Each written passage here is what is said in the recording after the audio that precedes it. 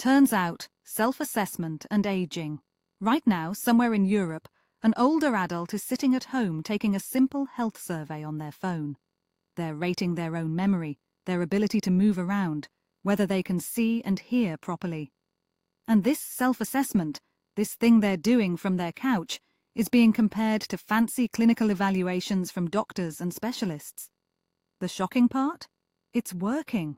It's actually identifying who's going to end up in the hospital, which raises an uncomfortable question. Have we been overthinking how we spot people falling apart as they age? The world is getting older. I don't mean that in a metaphorical way. I mean literally, statistically, undeniably older. By 2050, the number of people over 60 will hit 2.1 billion. That's more than the entire population of India. And here's the tension.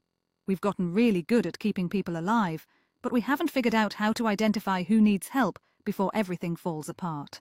Medical systems are overloaded, doctors are stretched thin, and waiting for someone to have a crisis before stepping in is expensive, cruel, and kind of inefficient. The World Health Organization looked at this mess and asked a basic question. What if we could screen people for problems early? What if we could do it without expensive testing? What if people could evaluate themselves? This study comes out of Toulouse, France, specifically from something called the Gerontopole, which is just the fancy French name for a place dedicated entirely to aging science. The lead researcher is Lu Wen-hao, working alongside a team including Yves Roland and Bruno Vellas.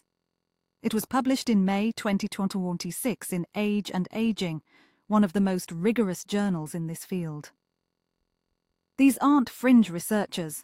Vellas in particular has spent decades thinking about how to keep older people functional, not just alive. What the researchers did was actually elegant in its simplicity. They took the WHO's ICOPE framework, that stands for Integrated Care for Older People, and tested it in the real world. ICOPE has 3 steps. Step 1 is a basic self-assessment.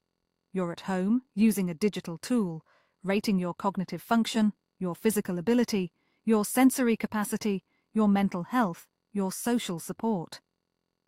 Think of it like a health thermometer, but for multiple systems at once. Step 2 is a more detailed professional evaluation if the self-assessment flags concerns. Step 3 is actual intervention, physiotherapy, nutrition counseling, cognitive training, whatever you need. The study looked at 6,037 community-dwelling adults aged 60 or older between January 2020 and January 2025. Over 5 years. These weren't clinic patients, they were real people in real homes doing this assessment digitally. The question was simple. If someone fills out this self-assessment and scores low, are they actually at risk? Here's what they found, and it matters. The distribution of people across the risk groups, bottom 25%, middle, top quartile, matched what you'd expect mathematically.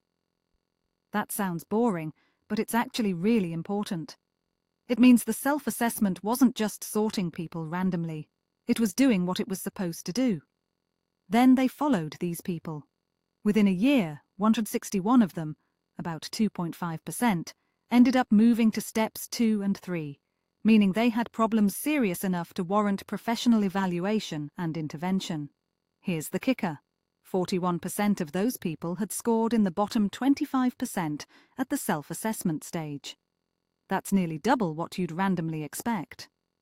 In other words, the self-assessment wasn't perfect, there's no screening test that is, but it was significantly better than chance at predicting who would develop problems. Lower scores at step 1 were also strongly associated with poor nutritional status, which itself is a known predictor of decline.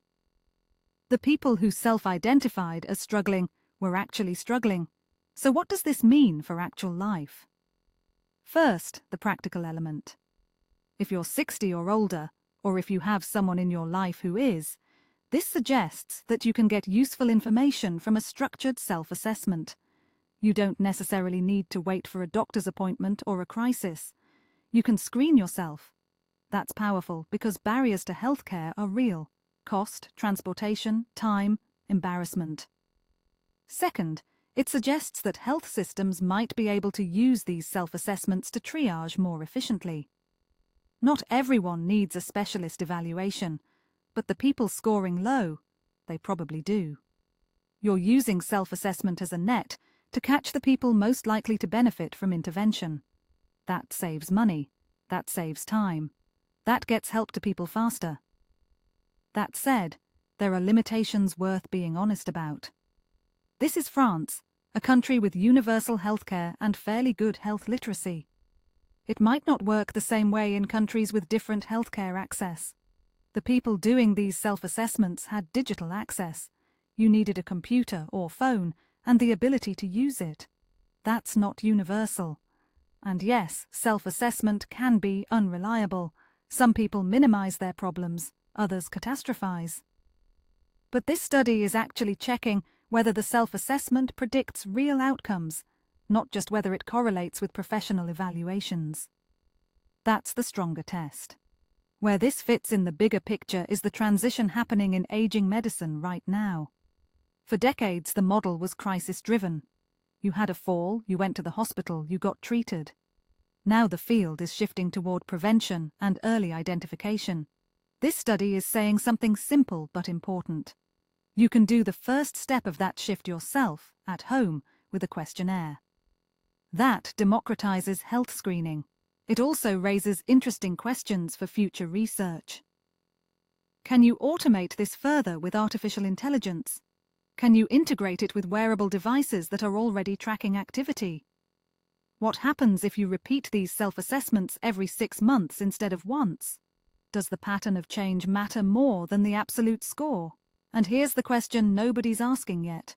What if people could get real-time feedback on their scores, not just a risk category? What if the self-assessment itself became an intervention, making people aware they're declining, giving them motivation to change? Turns out, scientists have been busy, and they're not done yet.